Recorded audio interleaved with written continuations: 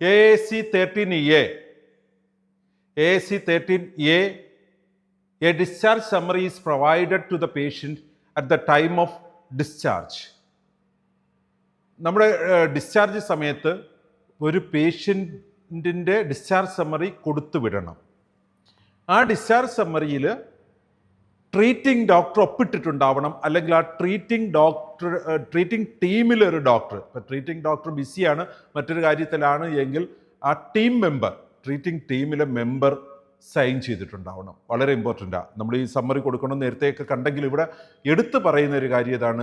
ഈ ഒരു ഒബ്ജക്റ്റീവ് എലവൻ്റെ ഇൻ്റർപ്രിട്ടേഷനിൽ വളരെ വ്യക്തമായി പറഞ്ഞിട്ടുള്ളത് treating doctor or the team member should sign on discharge summary. Then ആ ഫാമിലി മെമ്പറോ പേഷ്യൻറ്റോ അക്നോളജ് ചെയ്തിരിക്കണം ഞങ്ങളിത് വാങ്ങി എന്നത്.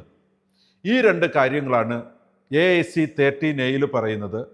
പലപ്പോഴും ഈ ഡിസ്ചാർജ് സമ്മറി മിസ്പ്ലേസ്ഡ് ആയി പോയിട്ട് സമ്മറി കിട്ടാതിരുന്നു എന്നൊരു തോന്നലുണ്ടാകാൻ സാധ്യതയുള്ളതുകൊണ്ടാണ് അക്നോളജ്മെൻറ്റ് ചെയ്ത് നമ്മൾ സൂക്ഷിക്കണം എന്ന് പറയുന്ന പേഷ്യൻറ്റോ ബൈസ്റ്റാൻഡറോ. എനിക്ക് ഓർമ്മയുള്ള കാലം മുതൽ തന്നെ അമ്മ ഒരു ഡിസ്ചാർജ് സമ്മറി കയ്യിൽ പിടിച്ച് നടക്കുന്നത് ഞാൻ കണ്ടിട്ടുണ്ട്. എവിടെ ഒരു ചികിത്സയ്ക്ക് പോയാലും, കാരണം ഞാൻ ജനിക്കുന്ന സമയത്ത് ആണെന്ന് തോന്നുന്നു അമ്മയ്ക്ക് ക്യാൻസർ ഫൈൻഡ് ചെയ്തിട്ട് വളരെ വർഷങ്ങൾ നീണ്ടുന്ന ട്രീറ്റ്മെൻ്റ് ആയിരുന്നു.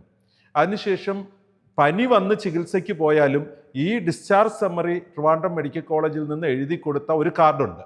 ആ കാർഡ് അമ്മ കയ്യിൽ പിടിച്ചുകൊണ്ടാണ് ഏത് ഡോക്ടറെ കാണാനും പോകുന്നത്.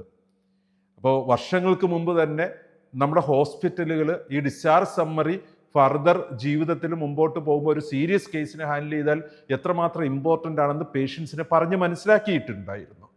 ഇന്ന് ഇലക്ട്രോണിക് മെഡിക്കൽ റെക്കോർഡ്സ് ആകുമ്പോൾ ഇത് നമ്മുടെ മൊബൈൽ ഫോണിൽ അവൈലബിൾ ആണ്. അതുകൊണ്ട് തന്നെ G-Health എന്ന് പറഞ്ഞ നമ്മുടെ പേഷ്യൻ്റ് പോർട്ടൽ ആപ്ലിക്കേഷനിൽ ഇത് അവൈലബിൾ ആയതാണ്. ഈ കാർഡ് മിസ്പ്ലേസ് ആയി പോയി എന്ന പ്രശ്നം അവർക്കില്ല. ഏതെങ്കിലും ഒരു ട്രീറ്റ്മെൻറ്റിനും നമ്മളെ അല്ലാതെ മറ്റൊരു സ്ഥലത്ത് ആശ്രയിക്കുമ്പോൾ അവർക്ക് G-Health ഓപ്പൺ ചെയ്ത ഡിസ്ചാർജ് സമ്മറി ആ ഡോക്ടറെ കാണിക്കാനുള്ള സൗകര്യമുണ്ട്. സോ നമ്മളുടെ പേഷ്യൻസിൻ്റെ ഡിസ്ചാർജ് സമ്മറികൾ ഡോക്ടർ ജിയിൽ അവൈലബിൾ ആണ്. നമുക്ക് ഈ പേഷ്യൻ്റെ ഡിസ്ചാർജ് സമ്മറി തിരിച്ചു കൊണ്ടുവന്നില്ലെങ്കിലും കുഴപ്പമില്ല. ഡോക്ടർ ജി എന്ന് പറഞ്ഞ OPയിൽ കൺസൾട്ട് ചെയ്യുമ്പോൾ നമ്മൾ ഉപയോഗിക്കുന്ന ആപ്ലിക്കേഷനിൽ, ഡോക്ടേഴ്സിൻ്റെ പോർട്ടലിൽ അത് അവൈലബിൾ ആണ്. അതുകൊണ്ട് തന്നെ ഈ ഒരു ഡിസ്ചാർജ് സമ്മറിയിൽ ഡോക്ടർ സൈൻ ചെയ്യണമെന്ന് നമുക്ക് ഡിജിറ്റലി സൈൻഡ് ആണ് ഗ്രേപ്സിൽ. ഇപ്പോൾ ട്രീറ്റിംഗ് ഡോക്ടർ സൈൻ ചെയ്യണത് പേപ്പർ വർക്ക് വരുമ്പോഴാണ് ഒരു പ്രശ്നമുള്ളത്. ഡോക്ടർ ബിസി ആണെങ്കിൽ പോലും ഡിസ്ചാർജ് സമ്മറി പ്രിപ്പയർ ചെയ്ത് കഴിഞ്ഞാൽ ഡോക്ടർ ജിയിൽ BSAയിൽ അത് പ്രിപ്പയർ ചെയ്യുമ്പോൾ വോയിസ് ടു ടെസ്റ്റ് എല്ലാം അവൈലബിൾ ആണ്. സപ്പോർട്ടിംഗ് ഡോക്ടേഴ്സിന് അത് പ്രിപ്പയർ ചെയ്ത് ഡ്രാഫ്റ്റ് പ്രിപ്പയർ ചെയ്തിട്ട് ഡോക്ടർക്ക് സബ്മിറ്റ് ചെയ്യാം. ഡോക്ടർ ജിയിൽ കൂടെ ഡോക്ടർക്ക് അത് കാണാൻ പറ്റും. ഗ്രേപ്സ് ADMRൽ കൂടെയും കാണാൻ പറ്റും.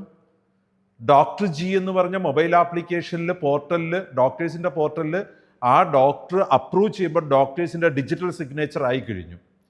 പേഷ്യൻ്റ് അത് G-Healthൽ ഓപ്പൺ ചെയ്ത് കഴിയുമ്പോൾ അക്നോളജ്മെൻ്റ് ആയി. സോ ഇതെല്ലാം ഓട്ടോമേറ്റഡ് ആണ്, ഡിജിറ്റലി ഓട്ടോമേറ്റ് ചെയ്തിരിക്കുകയാണ്.